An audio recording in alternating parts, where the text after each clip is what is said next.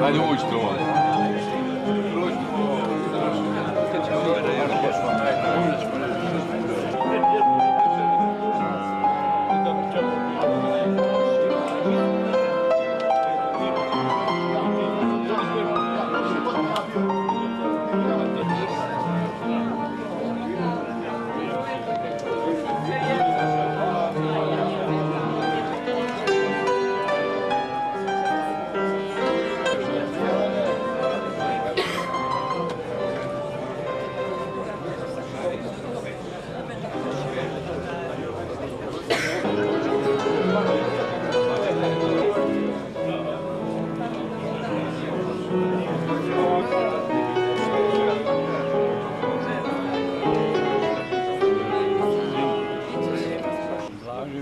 Bila vas pratila kad je sam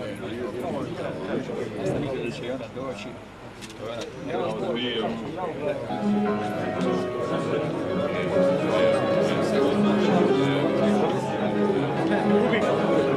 Sljedeće će jedno. Ispred.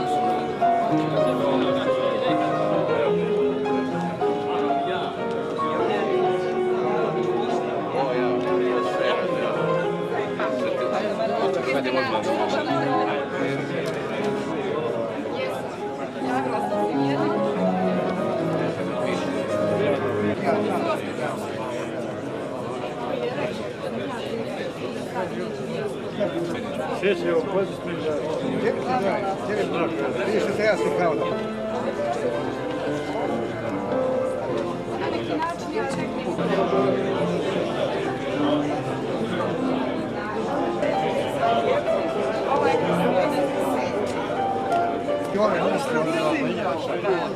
Jore, sjećaš me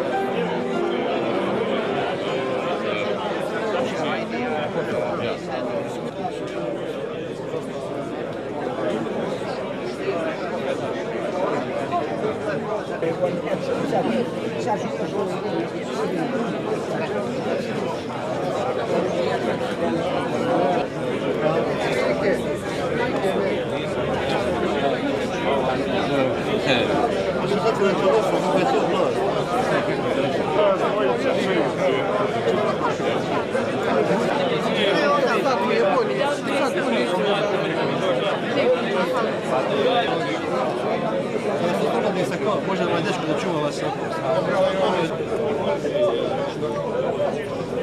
Evo, Mili, ovdje ćemo za stup. Ovdje je najbolje za stup.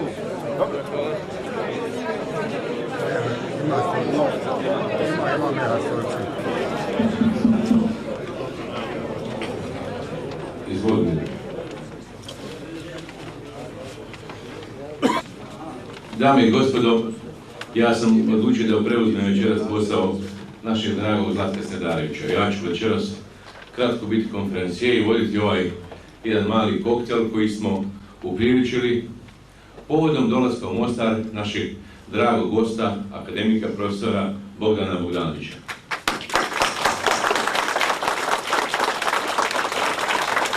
Mislim da je suvišno da ja predstavljam ne samo gospodina Bogdanovića, nego i sve ove drage goste u njegovom okruženju i sve vas ovdje, ugledne građane grada Mostara, koji dolaze iz cijelog grada Mostara, kao još jedna potvrda da je Mostar pobijedio sve nedaće koje su bile ispred njega i da je smogao dovoljno snage da zajednički gradimo budućnost Mostara kao zajedničkog, multietničkog i normalnog grada.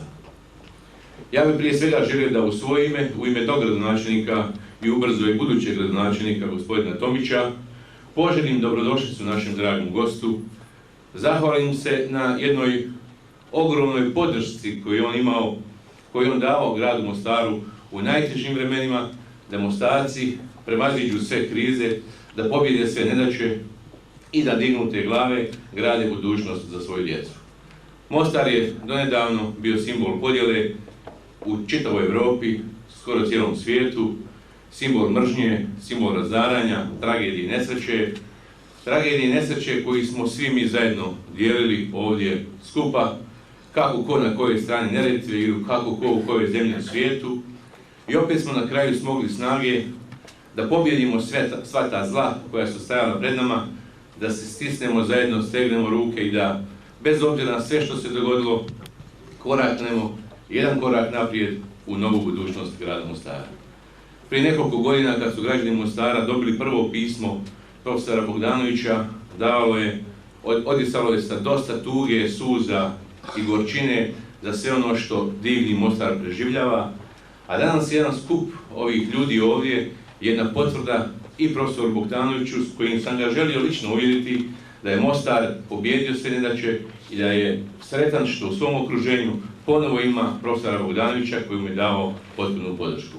Ja mu se najviše zahvaljujem i želio bih da se i on svima vama večeras obrati. Hvala vam.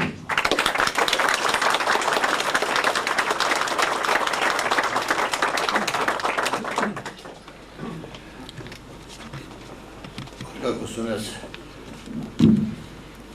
silne i besmislene nesreće zatekle, ja sam sad drugi put u Mostaru, bio sam, ako se ne varam, pre 3 godine. Kažem, ako se ne varam, jer sam već u godinama kad pamćenje malo popušta, ide u mitske sfere. Želio bih da vam kažem da primjećujemo ogromnu razliku u ljudima, prvo, i u samom gradu, ali u ljudima. Ja sam pre 3 godine gledao Mostar kao mrtav grad. Nesreća je htjela da sam, počevši već sa beogradskim nevoljama, objavio jednu od knjiga koja se zove Grad i smrt. Ona je prevođena mnogo i ta ideja smrti grada me je opsedala. Prošli put sam se ja pitao je li to stvarno smrt Mostara ili nije. I otišao sam bez odgovora. Sad srećan imam apsolutan odgovor. I to je sasvim nešto drugo, jer i to je jedna od mojih večitih filozofema. Grad je u ljudima, sad u svima vama, Mostar je, ja ga vidim u disanju ljudi na ulici, u pogledima, u ritmu grada, tako da bih sad teo malo da i potisnem onu sliku Hirošime, kako se meni Mostar učinio pre 3 godine. Dakle, ja mislim da smem da kažem da je grad pobedio i da nije mačen na noge i da se nije i raspao. To je nešto što je, mislim, najbitnije, a ostalo je budućnost koju čini mi se da osjećam na jedan optimistički način, baš ovih dana ovdje, juče i danas. Dobro, ja sam i juče posle svega malo otplakao, ali to se dešava starim ljudima, znate, oni kao i deca malo pa zasuze. Ali danas sam sasvim siguran da ću se vratiti srećan u Beč, a da ću se vratiti u svoj grad i da je to sad moj grad, to ne bih umeo da vam kažem. To je drugo pitanje s kojim neću da vas zamaram. Živjeli!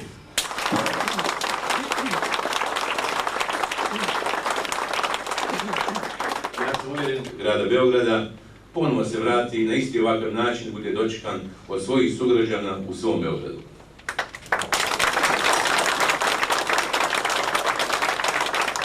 A ovo je još jedna prilika da se ovdje na okupu, bar u ovom trenutku, gradonačelnici, bivši gradonačelnici grada Mostara, ja ne znam koliko još gdje ima, ali u svakom slučaju ja ću ih zamoliti da se večeras pojedinačno svi obrate, ovi prisutni gradonačelnici, i da nas malo evociraju sa par rečenica na trenutke Mostara kada su ga oni predstavljali. Ću reći nekoliko riječi iz samog srca. Hvala vam što sam sa vama večeras ovdje. Mogu reći, ako ima neki ekvivalent između fizičke i duhovne patnje, da mi koji nismo bili neposredno pod bombama neprijatelja, da smo jednako patili. Kad smo gradili ovaj grad u ono vrijeme, nismo ni slutili sad se u njemu sve dogoditi. Saradnja sa gospodinom Bogdanom Bogdanovićem, dugotrajna, dugoročna, iskrena i kako ste sada mogli osjetiti, puna ljubavi prema ovome gradu. Ja bih volio da ovi mlađi koji su, da zadrže u sebi i obnove onu ljubav prema Mostaru sa kojom smo, vjerujte mi da govorim istinu, ga nekada mi gradili. Puno hvala.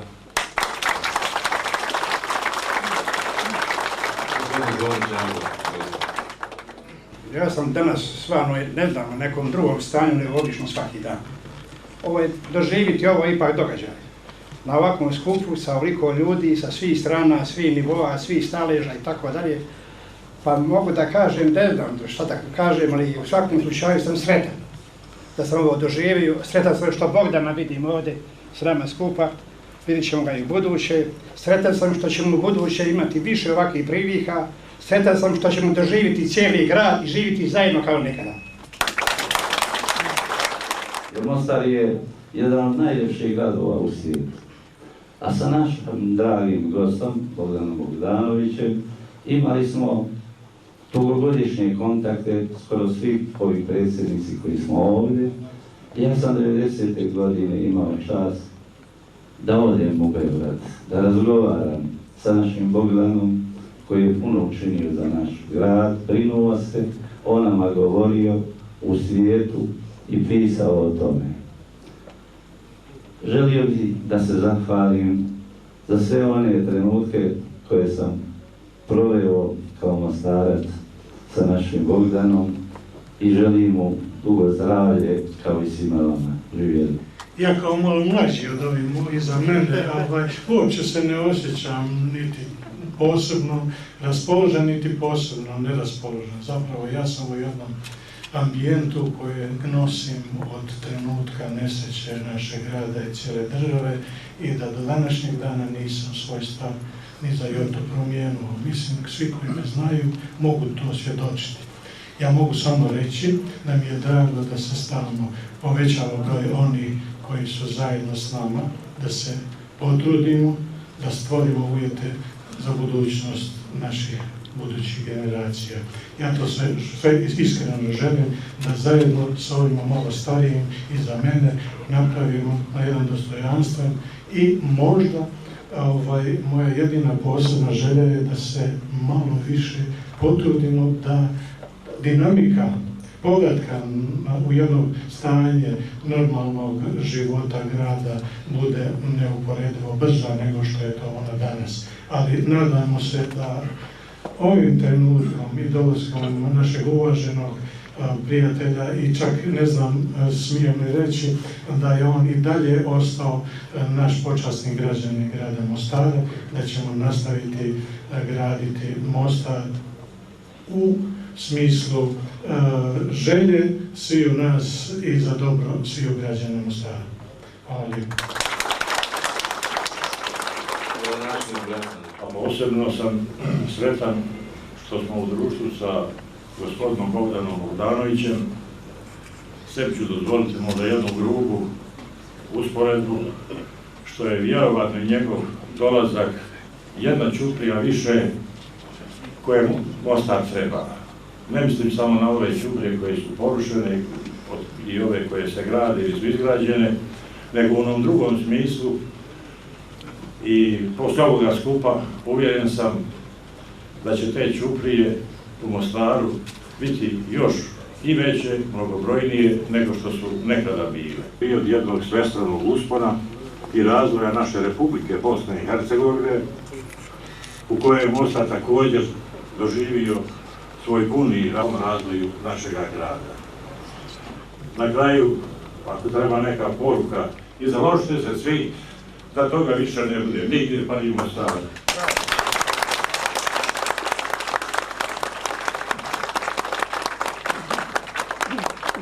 Kada su pozivali profesora Bogdanovića da dođe da posjete partizanskog groba, to profesor je rekao, aha, znači došlo je vrijeme.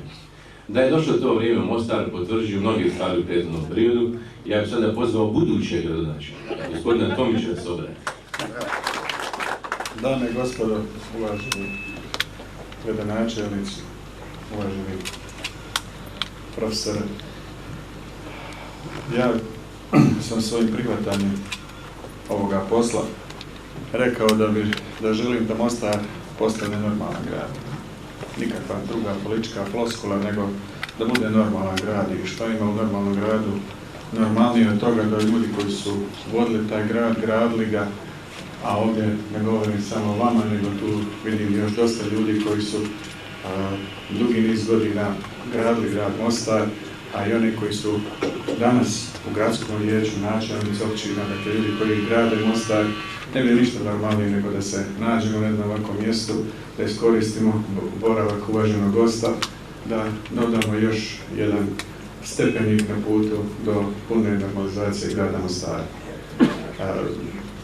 Ja bih rekao i to da sam najmlađi u ovoj, kažem tako, plejadi ljudi koji su vodili ovaj grad i učestvovali u njegovoj budućnosti, ali sam istovremeno dosta rano to počeo da radi još u izvršnom odboru grada Mostara 1986. godine i mislim da ćemo snaći i snage i pameti da Mostar napravimo kao normalan grad. I u tom kontekstu ja očekujem da i naš sutrašnji obilazak partizanskog spomenika doista bude još jedan znak svima, našem odnosu, jednom civilizacijskom odnosu prema onome što imamo i onome što želimo imati u budućnosti. Hvala vam još jednom.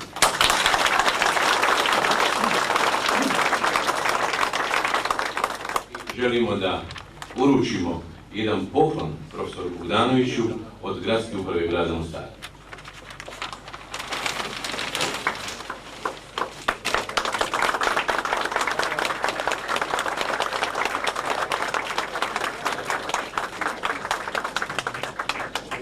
Siguran sam da ćemo ga vidjeti. Slika mostarskog umjetnika Mladena Solde sa jednom posvetom autora.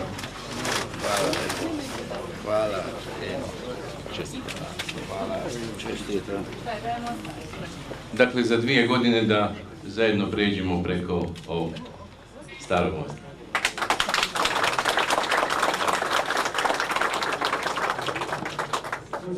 Ja vam preporučujem da se pozovite na tanjiru i da onda zajedno krenemo vani, pošto je vani svježije.